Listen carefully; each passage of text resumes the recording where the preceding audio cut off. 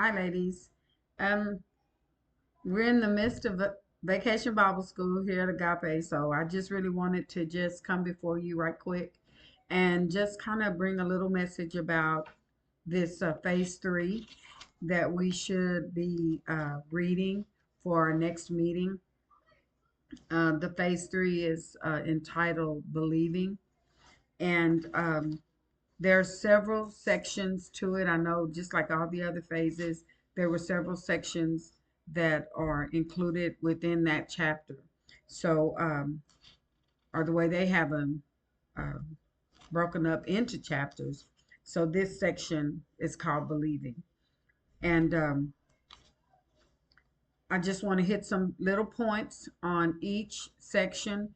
And I'm hoping that you're doing your due diligence and you're going through and studying and preparing for our next meeting. Forgive me, I do look kind of rough on this camera, but again, we have about 70 kids here, so having fun. Um, Chapter 9, A Most Unlikely Path. Um, in there, in that little section, it's just telling us, we don't always know the path that God has for us. We don't always know what's ahead, but God does, because He knows the plans that He's made for us, and He knows the preparations that have gone. He has gone through to make sure that we get to where He has for us to be, and we just have to be obedient and understand that He knows, and He's the one that we've got to rely on to lead and guide us. Um, if we once we start trusting God and we start putting our faith in Him, if you would think about it, it's too much to deny. The section that says it's too real to deny that God knows the routes that He has for us.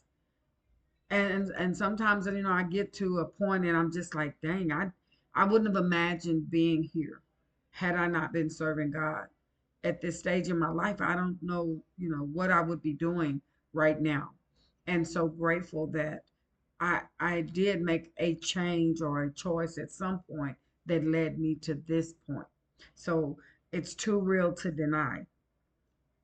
And that we need to know that the longer we walk with God, the more easily we hear His voice. And and again, it once we get to know Him and we know His character and we understand how He speaks to us, and then it's too much for us to deny. You have to know beyond a shadow of a doubt that it's real, that He's real. One of the things that comes to my mind is, how we go through our daily walk and we get this unction that something may not be right, or we might need to do something a little bit different, and we question it like, oh, what is that? Is that just me, or is that God talking? Well, the more time we spend with God, we don't have an opportunity to even think. We shouldn't have an opportunity, or let me just say that we shouldn't think past that thought or that unction and just throw it aside like it's nothing. We have to remember that God is speaking to us at all times, and we have to be sensitive to it. Again, the longer we walk with Him, the more easily we hear His voice and His instructions. So, and then the next section, God will help you want to obey. So it's kind of like a kid wants to impress his parents, or he wants to make his parents proud. So they are going to do anything and everything that they can most of the time to make sure that they are feeding that parent, with the good stuff, because we want to put our best foot forward. And God is just like that. He wants us to be so adamant, so intentional about pleasing Him, and that He will help us to obey Him. He will help us to remember the correct behaviors. If we look in Philippians 2:12 through 13, hold on, let me get my Bible out. I know I should have had it out. Sorry about that. Philippians 2:12 through 13.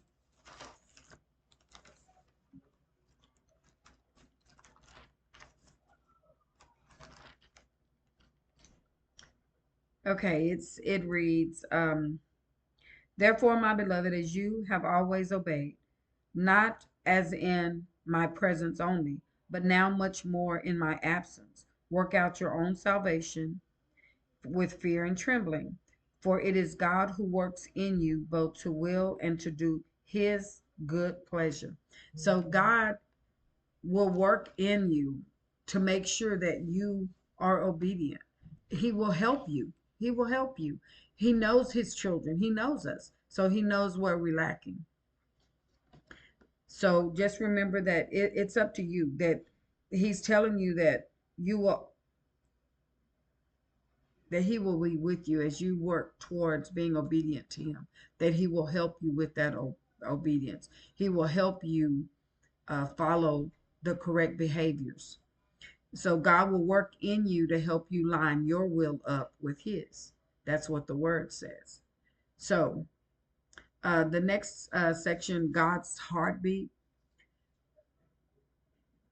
And I just pulled these points out that we are to do what God tells us to do, despite how we're feeling, because it's not about our feelings. And we're not supposed to be moved by our feelings anyway. We're not supposed to be led by our feelings. So do what God is telling you to do, no matter what your feelings are telling you.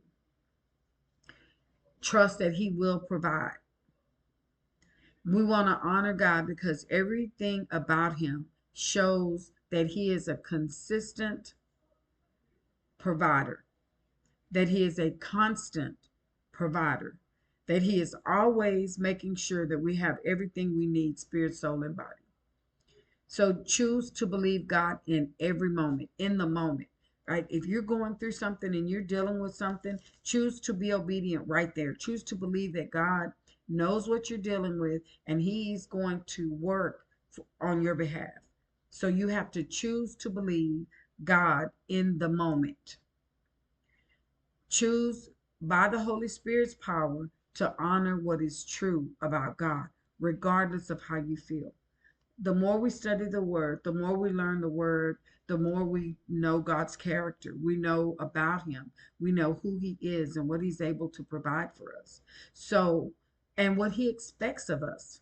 So we know that we can honor him with what we know is true.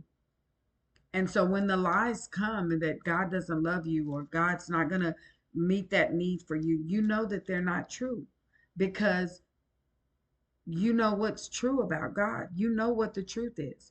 And the only way you're going to know that truth is by studying his word and learning that truth. And you do that regardless of how you're feeling.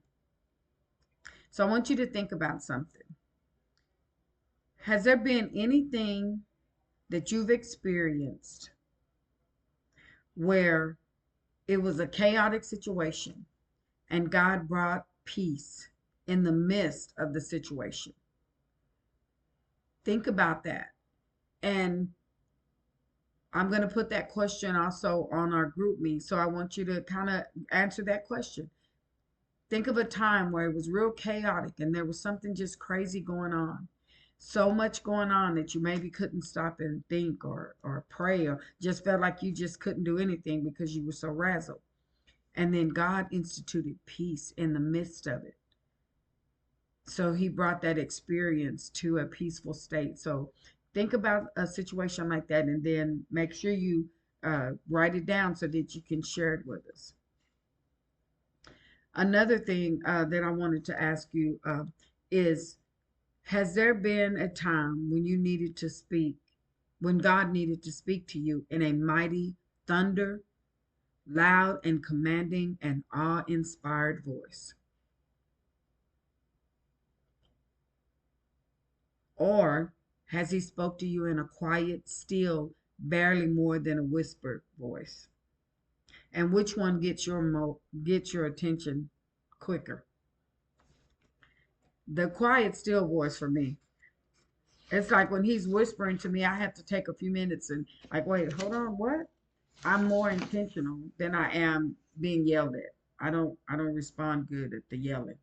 And so God knows how to talk to me. I'm his daughter, and If he's yelling at me, I know I'm in trouble. If he's speaking real loud, I know I'm not listening, or I haven't positioned myself to where I can get the word that I need to from him. So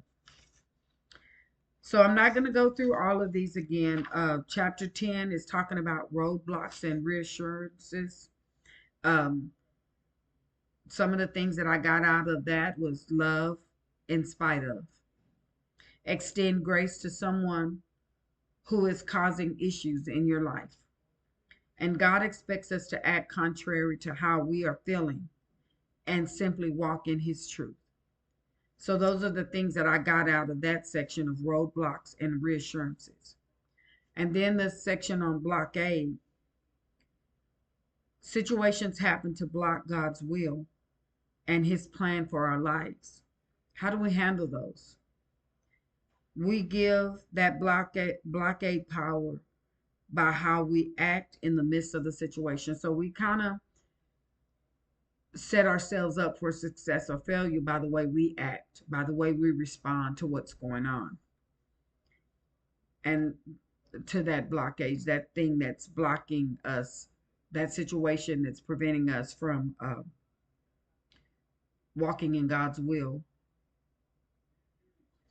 Then we have God's solution. He wants us to follow his lead, his directions, and get out of our own feelings long enough to hear his instructions. And a lot of times as women, we're so emotional, we don't always hear through the drama, through the hurt, through the laughter, whatever emotion we're dealing with. We don't always um, hear God's voice easily because we're in our feelings, whether that's good, bad, or indifferent. But he wants us to follow his lead, his directions, and get out of our own feelings long enough to hear his instructions. And then God works in the unseen details of our lives and works out his plan despite our stubbornness. Despite our stubbornness, he wants us to work through that. He's going to work through it. God works in the unseen details of life and works out his plan despite, in spite of our stubbornness. So we can be as hard headed as we want to, and God will still work things out for us because he loves us and he knows what's best for us.